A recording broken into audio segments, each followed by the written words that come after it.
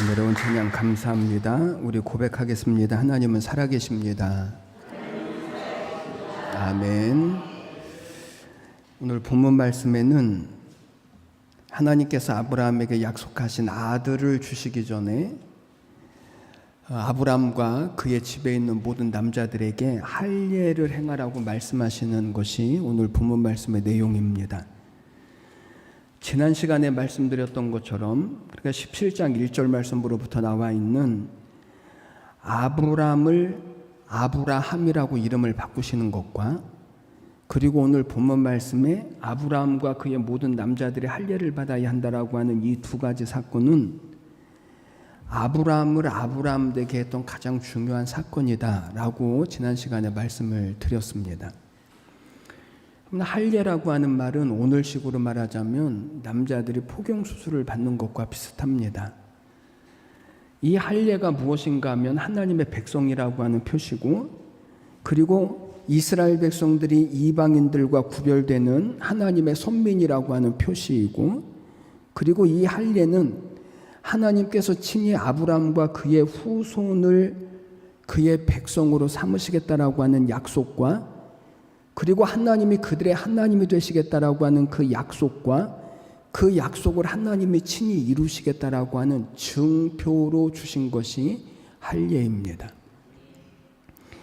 그래서 약속하신 아들을 주시기 전에 하나님은 아브라함에게 할례를 받아야 한다라고 요구를 하고 계시는 것입니다.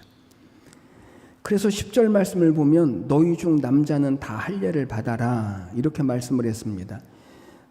모든 남자입니다. 집에서 태어난 남자뿐만 아니라 돈을 주고 산 남자 모든 남자가 다 할례를 받아야 하는데 그러면 남자만 할례를 받으면 되는 것입니까? 10절 말씀에서 뭐라고 말씀했냐면 계속해서 이것이 나와 너희와 너희 후손 사이에 지킬 내 언약이다. 너희와 그리고 너희 후손 사이에 지킬 내 언약 그러니까 모든 사람들 아브라함을 통해서 주신 모든 사람들에게 하나님께서 주신 약속이 바로 이 할례인 것입니다. 그러니까 이 할례는 남자만이 아니라 여자들까지도 다 포함되어 있습니다. 그렇다고 여자가 할례를 받아야 한다라고 하는 말은 아니고 성경은 이렇게 말씀하죠. 고린도전서 11장 말씀을 보니까 여자의 머리는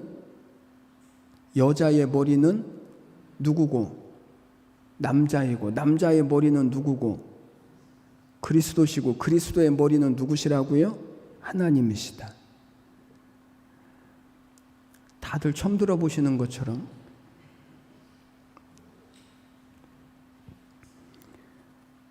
그런데 요즘 보통 아내들은 남편들을 머리로 여기지 않고 아들을 하나 더 키우는 것점으로 여깁니다. 그러면서 이렇게 말하죠. 제가 이만큼이나 하니까 저희 집이 유지되지 남편만 믿고 있다가는 집안 꼴이 안 됩니다.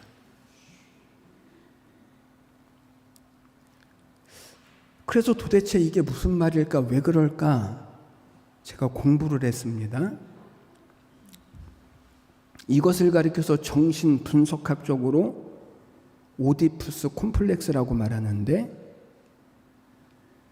남자는 아내로부터 육체적인 연인의 사랑만이 아니라 때로는 아내에게서 친구와 같은 우정적인 사랑 그리고 때로는 엄마의 사랑과 같은 이 아가페적인 사랑을 본능적으로 요구를 합니다. 본능입니다. 본능. 그래서 남편들이 때로는 자신도 모르게 아내에게서 엄마에게서 받았던 것과 같은 인정과 사랑과 보살핌을 받으려고 하는 욕구가 있는 것입니다. 이 욕구가 제대로 채워지지 못할 때 남편은 욕구 불만을 느끼고 다른 방향으로 그 욕구 불만이 표출되어지는 것입니다. 그래서 아내들은 남편을 바라볼 때 남편 머리라고 여기지 않고 우리 집에 아들 하나 정도는 더 있는 것이라고 여기는 것입니다. 그러나 여러분 천만의 말씀입니다. 집에서는 아내가 보기에는 또 다른 아들처럼 보이지만 집 밖으로 나가면 남편들은요 다 한 가닥씩 합니다.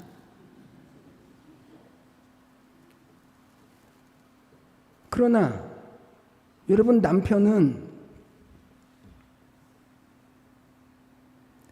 내가 아내의 머리라고 큰 소리 지를 것이 아닙니다. 왜냐하면 옛날 말에도 그랬던 것처럼 머리가 나쁘면 뭐가 고생한다고요? 손발이 고생을 하거든요. 그러니까 좋은 머리가 되셔야 합니다. 신앙적으로는 특별히 그렇습니다. 여러분, 오늘 할례를 받으라. 너희 남자는, 너희 모든 사람은 다 할례를 받아라. 이 말씀의 가장 중요한 핵심적인 의미는 할례가 하나님께서 아브라함과 그의 후손들, 그러니까 이스라엘 백성들과 맺으신 영원한 언약의 표시이고 사인인 것입니다. 하나님이 이루시겠다, 하나님이 약속하신 것을 하나님이 이루시겠다라고 하는 표시가, 사인이 이 할례인 것입니다. 하나님께서 아브라함에게 큰 민족을 이루시고 복의 근원이 되게 하시겠다라고 하는 약속을 주셨고, 그 약속을 이루실 증표로 하나님께서 할례를 명령하십니다. 그래서 할례라고 하는 것은 이스라엘 백성이 이방 민족들과 구별되어지는 거룩한 하나님의 백성인 것을 나타내는 표식이고, 하나님께서 그들을 당신의 백성으로 택하셨다라고 하는, 그래서 이 할례를 통하여서 하나님은 반드시 이스라엘 백성들이 이방 민족들과 구별되어지는 어떤 흔적을 하나님께서는 그들에게 명확하게 주시고자 하시는 것입니다. 여러분, 하나님은 우리에게 약속하신 축복을 주시기 전에 오늘 우리에게도 하나님이 요구하시는 것이 있습니다. 너희는 할례를 받아야 한다, 이것입니다. 그러면 오늘 우리가 받을 할례는 도대체 무엇입니까? 여러분, 본래 할례는 이스라엘 백성들에게만 주어졌던 종교적인 의식입니다. 그런데 신약으로 넘어오면, 아니 신약뿐만 아니라 구약에서도 이미 신명기나 예레미야에서 말씀하는 진짜 할례를 뭐라고 말씀하냐면, 할례는 몸에다 하는 것이 아니라 마음에다 해야 한다, 이렇게 말씀을 하는 것입니다. 할례는 어디에다 해야 한다고요? 마음에다 해야 한다. 신명기 30장 말씀을 보니까 이렇게 말씀합니다. 내 하나님 여호와께서 내 마음과 내 자손의 마음에 할례를 베푸사. 어디에 할례를 베푸신다고요? 우리의 마음에 할례를 베푸신다는 거예요. 골로새서 2장 말씀을 보니까 또 그 안에서 너희가 손으로 하지 아니한 할례를 받았으니 곧 육적 몸을 벗는 그리스도의 할례니라. 그러니까 손으로 하지 않는 할례, 예수 그리스도를 통해서 주신 할례를 오늘 우리가 받아야 한다라고 말씀을 하는 것입니다. 그러니까 여러분, 지금은요 할례를 몸에다 하는 게 아니라 어디에다 한다고요? 마음에다 하는 거예요. 마음에다. 지금은 할례를 받았느냐 안 받았느냐가 중요한 것이 아닙니다. 왜요? 누구든지 예수님을 믿으면 하나님의 백성이 되어지니까요. 그러나 여러분, 오늘도 우리에게 정말 중요한 것은 하나님의 백성으로서의 그 흔적, 그 표시가 있느냐, 그 표시를 가지고 살아가느냐, 하나님은 오늘 우리에게 이것을 요구하시는 것입니다.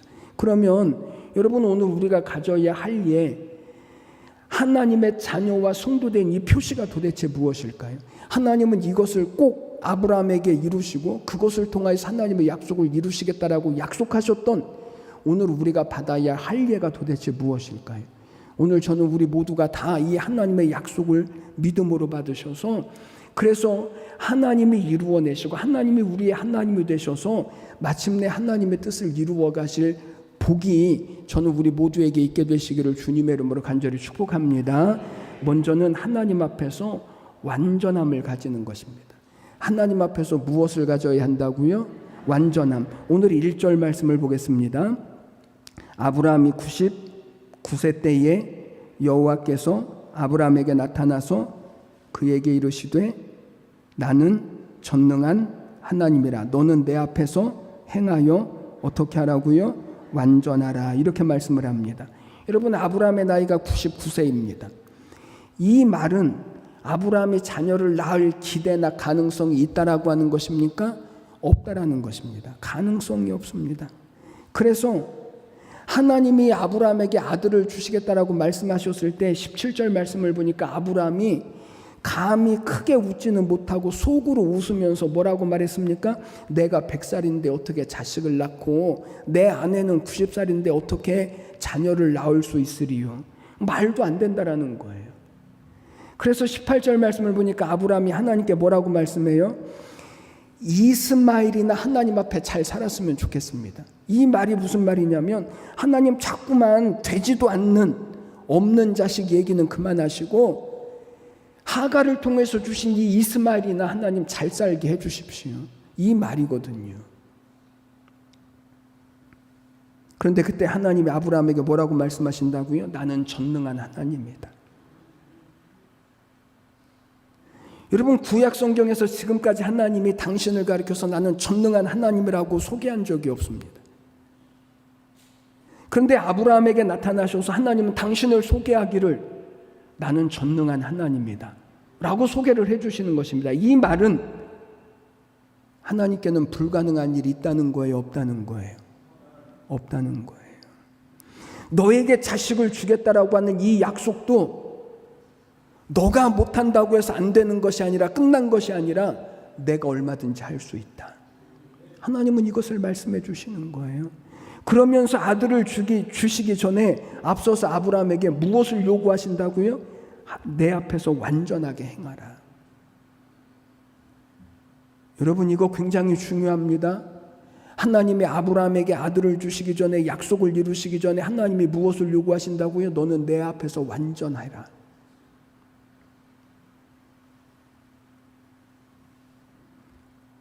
하나님께서 아브라함을 처음 부르실 때 약속하신 것처럼 내가 너에게 아들을 줄 것이다. 너를 통해서 민족이 되게 할 것이다. 너를 내가 복의 근원으로 만들 것이다.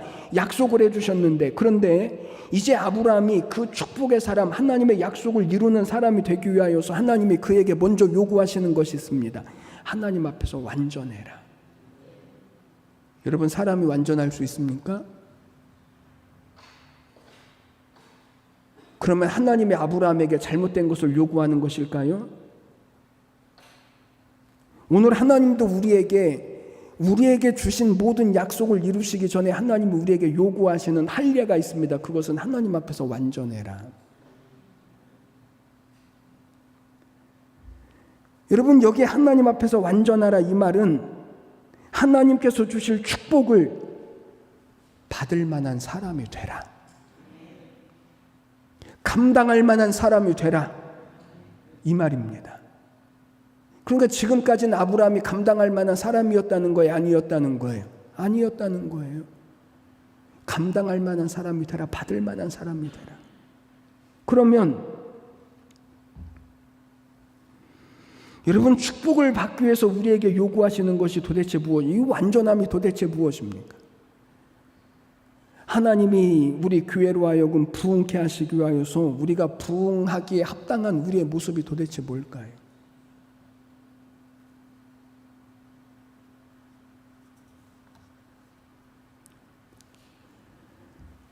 오늘 하나님은 이렇게 말씀하십니다. 너는 내 앞에서 행하여 완전하라.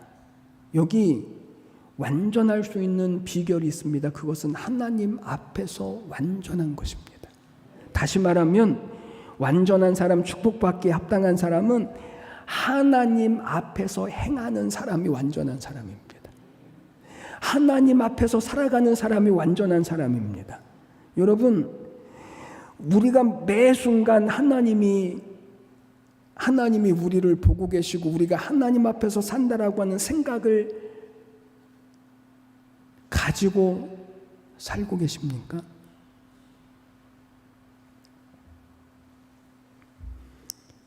(80년대쯤) 우리나라 대형 교회 목사님들이 북한에 간 적이 있습니다. 목사님들이 북한에 들어갈 때 어떤 사람들이 이렇게 말합니다. 목사님, 북한에 가시면 말 조심하십시오. 행동 조심하십시오. 호텔방 안에도요, 도청 장치가 되어져 있고 카메라까지 있으니까 정말 말 조심하고 행동 조심하십시오. 목사님들이 이 이야기를 듣고 자기의 말을 듣고 자기의 행동을 본다라고 생각을 하니까 호텔 안에서 함부로 말할 수 있었을까요? 함부로 행동할 수 있었을까요? 아닙니다. 말도 함부로 할 수 없고 행동도 함부로 할 수 없고 어떤 목사님은 너무나 의식한 나머지 양복을 입고 그냥 주무셨대요.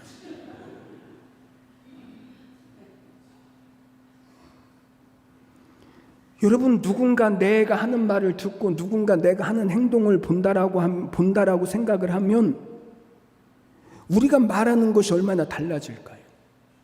우리가 행동 하나하나 하는 것이 얼마나 달라질까요? 하물며 하나님이 우리의 말을 들으시고 우리의 행동을 하나님이 보신다라고 하는 사실을 안다면 우리가 쉽게 불평할 수 있습니까? 원망할 수 있습니까? 거짓을 말할 수 있습니까? 함부로 행동할 수 있습니까? 그럴 수 없습니다. 우리의 말과 우리의 행동이 얼마나 많이 바뀌어지고 달라질까요? 여러분, 하나님 앞에서 행하라고 하는 말씀이 무엇인지를 아시겠습니까? 그래서 오늘 하나님이 아브라함에게 요구하시는 것이 너는 내 앞에서 행하여서 완전해라. 제발 내 앞에서 살아라. 내 앞에서. 여러분, 우리가 어떻게 완전해질 수 있습니까? 우리가 어떻게 축복받기 합당한 사람이 될 수 있습니까? 그것은요, 우리가 하나님 앞에서 살아갈 때 비로소 우리는요, 축복받기 합당한 사람이 되어질 수 있는 거예요. 이것이 성도가 가지는 흔적이에요. 이것이요, 구원받은 사람의 표시예요. 하나님 앞에서 사는 삶. 두 번째, 성도의 흔적은 구별된 삶입니다. 여러분, 세상을 살아가다 보면 믿는 사람이나 믿지 않는 사람이나 별로 그렇게 다르지 않습니다. 세상 살아가는 것은요, 다 똑같습니다. 먹어야죠. 아름다운 것을 좋아하고 음악을 좋아하고 기쁜 것을 좋아하고 다르지 않습니다. 먹어야 살고 입어야 살고 집이 필요하고 직장이 필요한 것입니다. 그러나 세상 살아가는 모든 것이 믿는 사람이나 믿지 않는 사람이나 다 똑같은 것 같지만, 그러나 믿는 사람은 믿지 않는 사람과 분명하게 다름이 있습니다. 그것이 무엇입니까? 무엇이 다릅니까? 그것을 한마디로 말하면 목사는 목사다움이 있어야 합니다. 목사다움이 뭘까요? 여러분, 목사다움이 무엇입니까? 여러분이 생각하는 목사다움은 어떤 것입니까? 꼭 맞는 것은 아니지만 성도들이 생각하는 목사다움은 인자하고 온유하고 겸손하고 매일 성도들을 위해서 기도하고 가난한 것도 기꺼이 감수하고,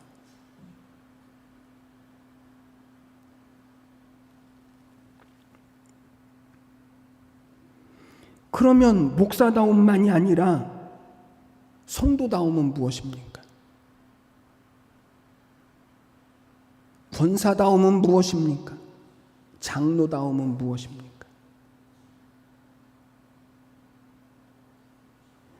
우리가 세상 사람들하고 다른 것, 목사는 목사다움이, 성도는 성도다움이.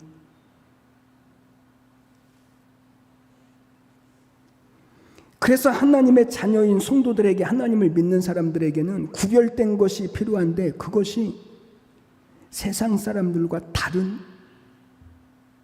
그것이 우리에게 필요한 거예요. 그러면 도대체 무엇이 달라야 합니까? 여러분, 오늘 본문에서 하나님이 아브라함과 그의 후손들에게 할례를 받으라고 하시면서 그 할례의 표시를 어디에 지니라고 말씀하셨냐면 몸에 지녀야 한다. 13절 말씀을 보니까 내 살에 있어서. 할례가 어디에 있다고요? 내 살, 내 몸에 있어서. 여러분, 지금까지는 하나님의 약속을 어디에다가 하나님이 두셨냐면 돌판에다 기록해 주시고 종이에다가 기록을 해 주셨거든요. 그런데 사람들이 자꾸만 까먹고 잊어버리는 거예요. 그래서 하나님은 사람들로 하여금 까먹고 잊어버리지 않도록 하기 위하여서 이 하나님의 표시, 하나님의 약속을 어디에다 주시는 거예요? 사람의 몸에다 주시는 거예요. 사람의 살에다 주시는 거예요. 여러분, 오늘날로 말하면 이 할례는 포경수술입니다. 그래서 히틀러가 유태인들을 찾는 방법으로 선택한 것이 무엇인가 하면 옷을 벗겨보는 것입니다. 이 할례가 유태인들과 이방인들의 차이거든요. 그런데 여러분, 이 표시를 어디에다가 두셨다고요? 몸에다 살에다. 그것도 아무에게 보여줄 수도 없는,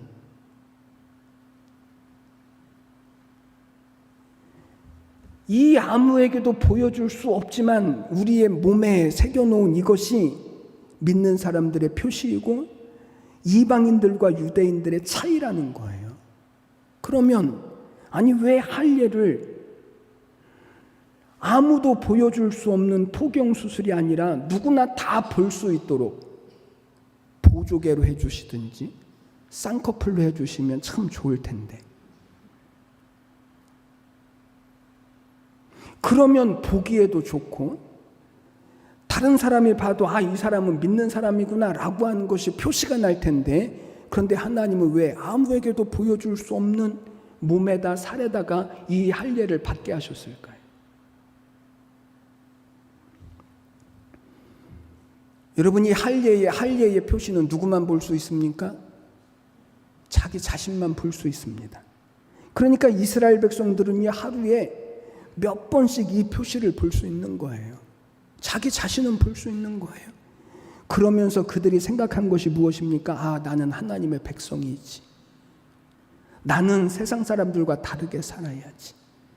이 생각을 하루에도 몇 번씩 생각을 하고, 그리고 하나님의 자녀답게, 하나님의 백성답게 그렇게 살았을 것입니다.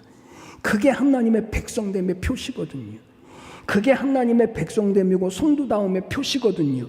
겉으로 보여지는 보조개나 쌍꺼풀이 아니라 그것으로는 하나님의 자녀, 하나님의 백성된 표시가 될 수 없다는 거예요. 나만 볼 수 있는 이 하나님의 자녀됨, 하나님의 표시됨이 있다는 거예요. 여러분, 우리가 예수님을 믿는 순간 우리는요, 구별된 사람이 되어지는 것입니다. 구별된 사람이라고 하는 말은 이스라엘 백성들이 생각했던 것처럼 나는 선민, 나는 택한 사람이라고 하는 것이 아니라 세상 사람들과 다른 존재.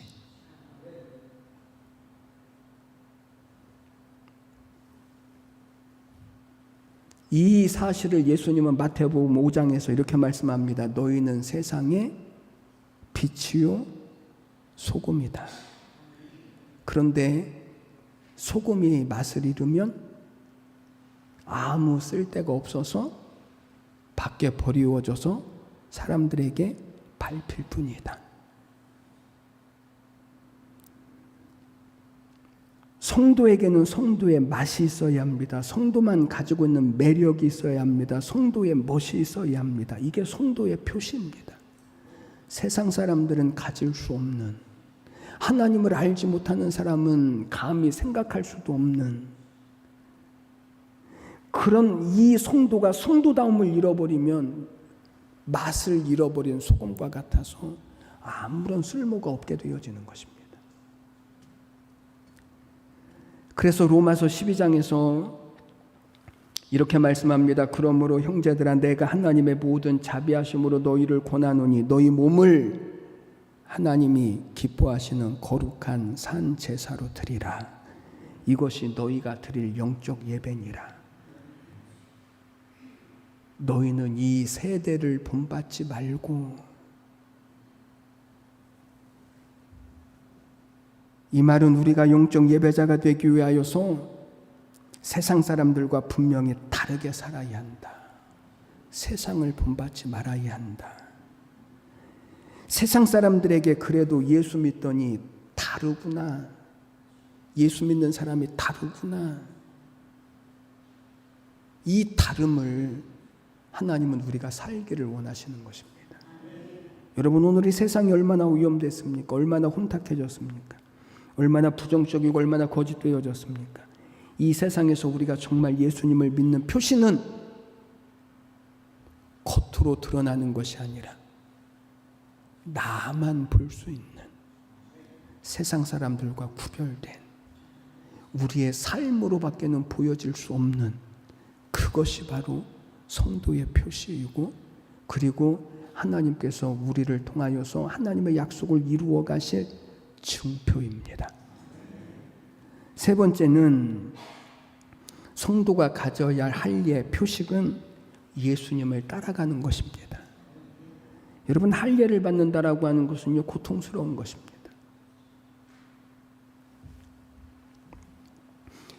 저희 아들이 초등학교 때 이웃집에 사는 1살 많은 아이하고 둘이 같이 포경수술을 하러 갔거든요. 이웃집에 있는 애가 1살 형이라고 자기가 먼저 들어간다고 들어갔습니다. 애들이 얼마나 무서웠을까요? 들어갔다가 나오더니 늠름하게 나오더니 괜찮아, 하나도 안 아파. 그 말을 듣고 저희 아이가 들어갔습니다. 저희 아이가 들어간 다음에 얘가 하는 말이 엄마 죽을 것 같아.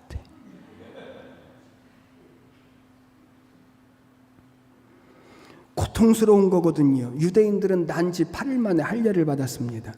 그런데 그 당시에는 할례를 행할 때 무엇으로 할례를 행했냐면 부싯돌을 날카롭게 갈아서 그것으로 포피를 베는 것입니다. 그러니 여러분 오늘날 하는 것과 그 고통이 얼마나 다를까요?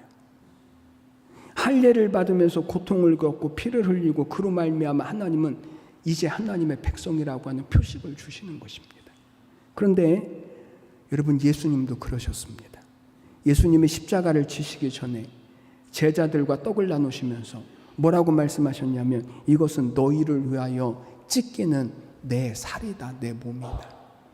잔을 나누시면서 뭐라고 말씀하셨습니까? 이것은 너희를 위하여 흘리는 내 언약의 피다. 죽음을 각오하면서 당신의 살과 당신의 피를 제자들과 함께 나누시고 그것 때문에 우리가 구원을 받고 하나님의 백성이 되고 하나님의 자녀가 된 거예요.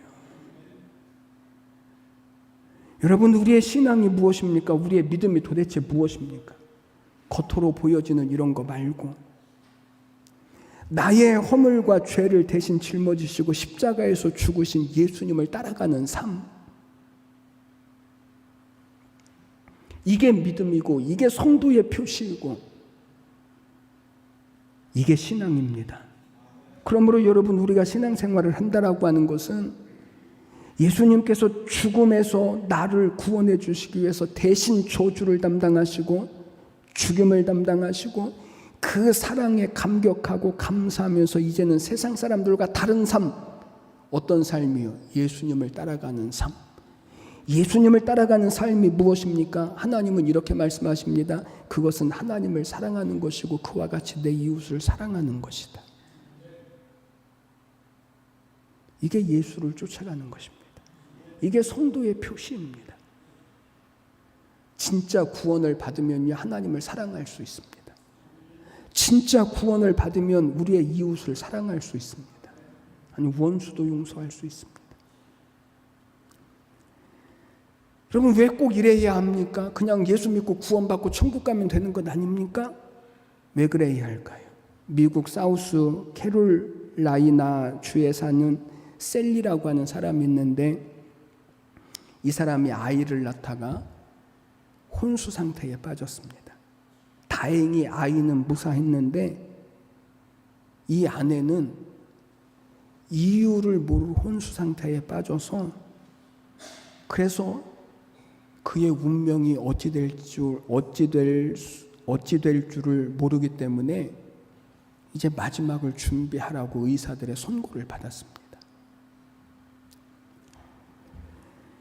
며칠 뒤에 남편은 귀엽고 예쁜 딸을 아내가 한 번도 보지도 못하고 안아보지도 못하고 세상을 떠날지도 모른다라고 하는 생각 때문에 중환자실에 들어와서 살며시 아기를 아내의 품에 뉘어놓습니다. 엄마의 품에 안긴 아기가 새근새근 잠이 들었고 잠시 후에 아이가 깨면서 막 울었는데 여러분 그때 기적과 같은 일이 일어났습니다. 아이의 울음소리를 들은 이 아내의 심장박동이 강해지기 시작하고 빨라지기 시작하고 조금씩 의식이 돌아오기 시작하고 그래서 일주일이 지났을 때 완전한 모습으로 회복이 되어졌습니다. 아무리 의학이 발달하고 과학이 발전한 시대지만 사랑은 세상의 모든 것을 뛰어넘는 감동과 기적을 만들어내는 것입니다. 세상 멸망하고 죽을 수밖에 없는 세상을 구원했던 것도 이 하나님의 사랑이고, 그러니 오늘 하나님의 자녀, 하나님의 백성들이 어떻게 세상에 하나님의 나라를 이루어갈 수 있을까? 우리가 무슨 위대한 일을 해야 할 것이 아니라 진짜 예수를 믿는 이 표식을 가지는 것입니다. 하나님을 사랑하는 것, 우리의 이웃을 사랑하는 것. 사람들에게 상처받고 하는 일마다 잘 되지 않아도 하나님을 사랑하고 나를 향하신 이 하나님의 사랑을 알기만 하면, 그러면 거기에 기적이 일어납니다. 왜죠? 하나님의 사랑은 우리의 모든 죄를 다 용서하시고 모든 사람을 사랑하시는 이 하나님의 사랑이기 때문에 그렇습니다. 사랑하는 여러분, 오늘 하나님은 우리에게 흔적을 가지기를 원하십니다. 성도의 흔적, 할례를 받기를 원하십니다. 하나님의 백성다운 이 삶을 하나님은 우리가 살기를 원하십니다. 하나님이 복 주실 만한 완전한 사람으로, 합당한 사람으로, 감당할 만한 사람으로 하나님께서 오늘 우리에게 요구하시는 것이 바로 그것입니다. 저는 오늘 우리 모든 성도님들을 주님의 이름으로 축복합니다. 다 할례를 가지십시오. 하나님이 요구하시고 하나님이 찾으시는 이 성도의 흔적을 가지십시오. 이 흔적이 우리를 축복의 사람으로 만들어가고 하나님의 복을 받게 합당한 사람으로 만들어가는 것입니다. 저는 오늘 여러분들의 모든 삶에 이 분명한 예수 그리스도의 흔적, 하나님의 자녀된 흔적, 하나님의 백성된 이 표식이 있게 되어서, 그래서 하나님의 뜻을 다 이루어 가실 은혜와 약속과 축복과 승리를 이루어가는 우리 모두가 다 되시기를 주님의 이름으로 간절히 축복합니다. 기도드리겠습니다. 하나님 아버지 은혜와 사랑을 감사합니다. 오늘 우리에게 성도의 흔적이 있기를 원하시고, 이것이 우리를 하나님의 약속을 이루어가는 표식이라고, 하나님의 뜻을 이루어가는 하나님의 약속이라고 말씀하셨으니, 하나님 우리 모든 성도들이 하나님 저희들에게 허락하신 예수 그리스도를 통하여 주신 이 성도됨의 흔적, 하나님이 믿음의 표식이 있게 하여 주시어서 저들의 모든 삶을 마침내 약속을 이루시고 복을 이루어 가시는 통로가 다 되도록 은혜 베풀어 주시옵소서. 감사드리며 예수님의 이름으로 기도드리옵나이다. 아멘.